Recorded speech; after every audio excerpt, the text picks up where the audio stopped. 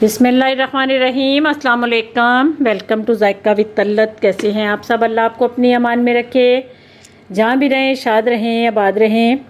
आज मैं आपको बीफ की बड़ी चटपटी सी बिरयानी की रेसिपी बताने लगी हूँ। ईद आ रही है तो हर घर में बीफ भी होता है, मटन भी होता है। चिकन की तो तकरीबन छुट्टी हो जाती है ईद पे। तो ये मैं आपको बीफ की रेसिपी बताने लगी हूँ बिरयानी की। ये जिस रेसिपी से मैंने बनाना है, इस रेसिपी से आपने इसको बनाना है बिरयानी को। तो इतनी टेस्टी बनती है कि हर बंदा तारीफ़ करने से मजबूर हो जाएगा।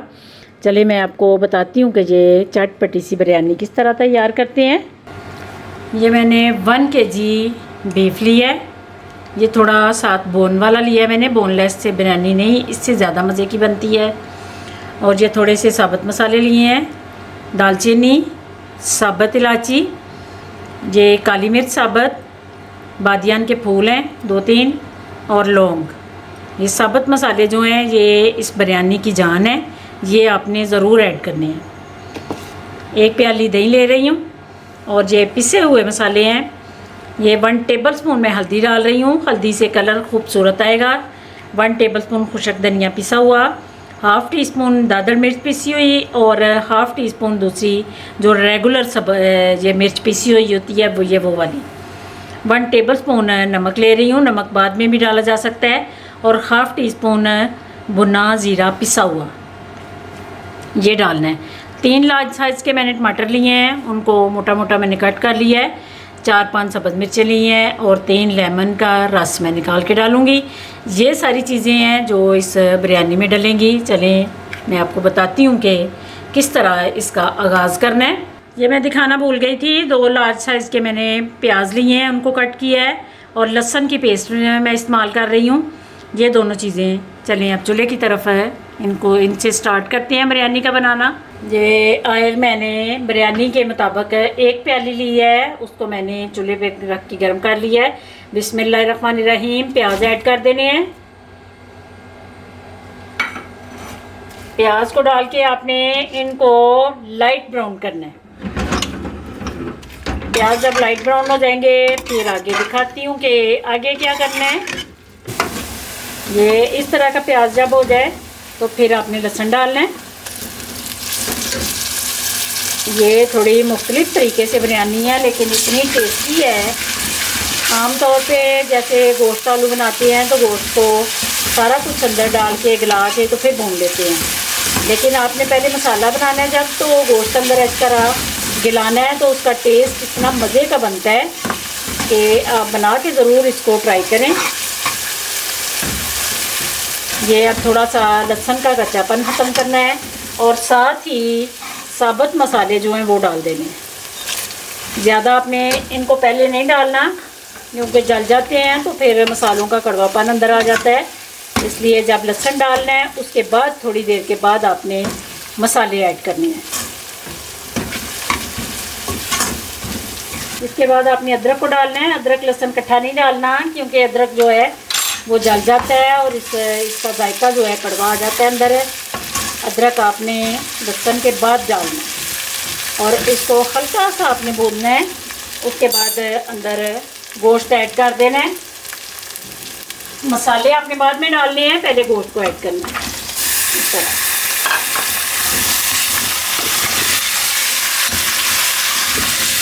ये इसको थोड़ा सा मिक्स करके हल्का सा आपने भून के तो फिर मैं बताती हूँ कि अंदर कौन सी चीज़ ऐड करनी है।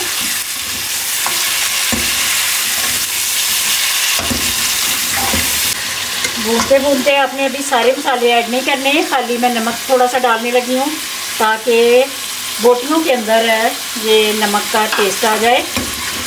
ये इस तरीके से बना हुआ जो गोश्त है, अगर सालन भी आप बनाएं तो ईद पे आपने इस रेसिपी से बनाना है तो बिल्कुल भी स्मेल नहीं आएगी। अंदर तक इसकी इस तरह भूनने से स्मेल ख़त्म हो जाती है और बड़ा टेस्टी सालन तैयार होता है। ये अब इसको मैं तकरीबन 5 से 7 मिनट इसी तरह भूनूंगी। ये अब इसके बाद थोड़ा सा दही ऐड करना है, पूरा नहीं करना, अभी थोड़ा डाल रही हूँ। थोड़ा सा दही ऐड करके फिर बाद में आपने साथ ही मसाले ऐड कर देने हैं। थोड़ा दही डाल के या पानी का थोड़ा छींटा लगा के फिर मसाला डाले करें, नहीं तो आयल में मसाले जो हैं वो ज़्यादा जल जाते हैं और कड़वापन सालन में या बिरयानी में आ जाता है। चूल्हे को आपने फुल कर लेना है क्योंकि दही ने काफ़ी पानी छोड़ना होता है। साथ साथ आप भूनते जाएं, साथ साथ मसाले ऐड करते जाएं। कलर देखें आप कितना खूबसूरत आ रहा है, ये देखें। इसके बाद लेमन का रस ऐड कर देना है और ये जो टमाटर और सब्ज़ मिर्चें, टमाटर थोड़े ज़्यादा डालने हैं क्योंकि टमाटर का बड़ा मज़े का टेस्ट आता है। अब आपने इनको इतना भूनना है कि ये थोड़े से सॉफ्ट हो जाएं, तो उसके बाद अगला मैं काम आपको दिखाती हूँ कि आगे क्या करना है। ये काफ़ी हद तक गोश्त भुन चुका है, तो बाद में भी जब गल जाएगा फिर बाद में भी इसको भूनना है। अब आपने इतना पानी ऐड करना है, बिस्मिल्लाहिर्रहमानिर्रहीम। 1 किलो गोश्त है तो तकरीबन मैं किलो पानी अंदर ऐड कर रही हूँ। अब आपने इसको स्टीम देनी है। अगर इस रेसिपी से आप चिकन बनाएंगे तो चिकन को स्टीम देने की ज़रूरत नहीं है, वो भूनते ही बस गल जाता है। अब इसको गलाने के लिए स्टीम देनी पड़ेगी।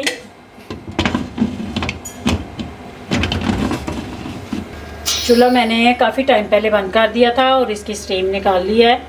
ये काम बड़े आप तहम्मुल से किया करें। कभी भी आप अभी स्टीम या ये वाला कील जो है ये जब ऊपर होता है तो फुल स्टीम होती है, थोड़ा नीचे हो फिर भी आपने वेट नहीं उठाना।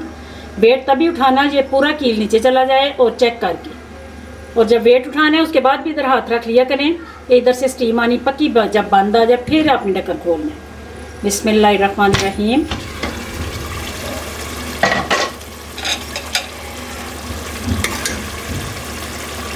हल्का सा चूल्हा मैंने ऑन कर लिया है। ये देखें पानी बिल्कुल ख़त्म है और गोश्त को मैंने पहले भी भुना था। 2-4 मिनट और भून लेती हूँ और इसका थोड़ा सा पानी खुशक करना है। अभी इसी दौरान आप बिरयानी मसाला डाल देना है आपके अंदर। बिरयानी मसाला इस पॉइंट से पहले नहीं डालना कि जब आप भूनने लगें तब डालना है। ये बिरयानी ज़रा मुनफरिद सी है और बड़ी टेस्टी है। ईद के दिनों में ज़रूर अपने मेहमानों को इस रेसिपी से आपने बिरयानी खिलानी है। उसके बाद ये धनिया पुदीना ये काट के आपने ज़रूर ऐड करना। इससे इतना मज़े का बिरयानी का टेस्ट आता है कि पूरे महल्ले को पता चलता है कि बिरयानी बनी है। इतनी मज़े की खुशबू आती है इसकी और बिरयानी की लुक भी बड़ी मज़े की बनती है।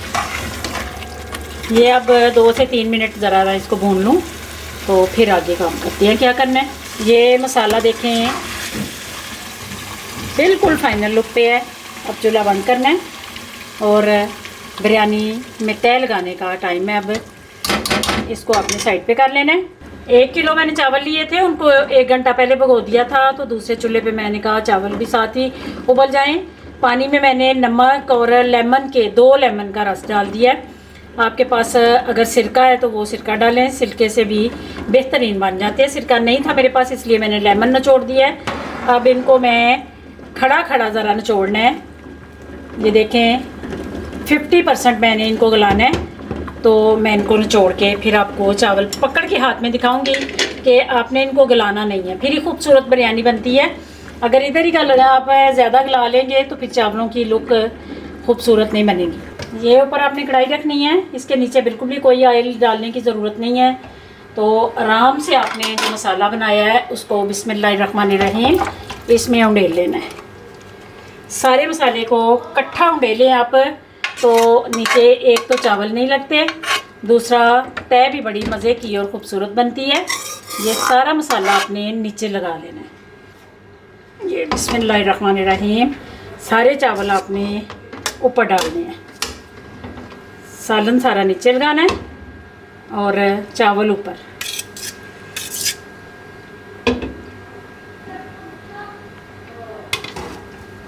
ये चावल आप देख सकते हैं कि खड़े खड़े हैं। ये देखें, ये सारे चावल डाल के उसके बाद आप गार्निश में जो आपका दिल करता है वो आप लगाएं। ये सब्ज़ मिर्च ली है, उसको सेंटर से मैंने कट कर लिया है। ये मिर्चें बड़ी मज़े की तैयार होती हैं। टमाटर, सब्ज़ मिर्चें, ये सारी सेटिंग करके फिर आपने छुरी की नोक पे कलर लेना है। ये इस तरह मैं जब भी डालती हूँ बिरयानी में, मैं कोई किसी दूध में मिक्स नहीं करती, पानी में नहीं करती, बस इसी तरह खुशक मैं कलर डालती हूँ और एक एक दाने को कलर आया होता है। बड़ा खूबसूरत ये कलर आता है। लेकिन आप जैसे भी बनाते हैं, वैसे जैसे भी आप कलर देते हैं आप वैसे दें। मैं अपनी रेसिपी आपसे शेयर कर रही हूँ। ये कलर डाल के उसके बाद आपने रुमाल लेना है। रुमाल को इस तरह ढक्कन के ऊपर लपेट के तो आपने दम लगा देना है। बिस्मिल्लाहिर्रहमानिर्रहीम। 10 मिनट मैंने दम पे रखा है। तो देखें कलर अपनी अपनी जगह पे इतना अच्छा फैला हुआ है, ये देखें। और खुशबू जो आ रही है, इतनी मज़े की खुशबू आ रही है। बिस्मिल्लाहिर्रहमानिर्रहीम। और ये देखें कि नीचे, ये देखें नीचे से एक दाना भी नीचे नहीं लगा। नहीं तो अगर सालन नहीं आप डालेंगे तो आधे चावल जो हैं वो नीचे लग जाते हैं। कम से कम एक प्लेट जो है वो तो ज़रूर नीचे लग जाती है। इस तरह फिर अपने आराम से इसको ऊपर नीचे कर लेना है।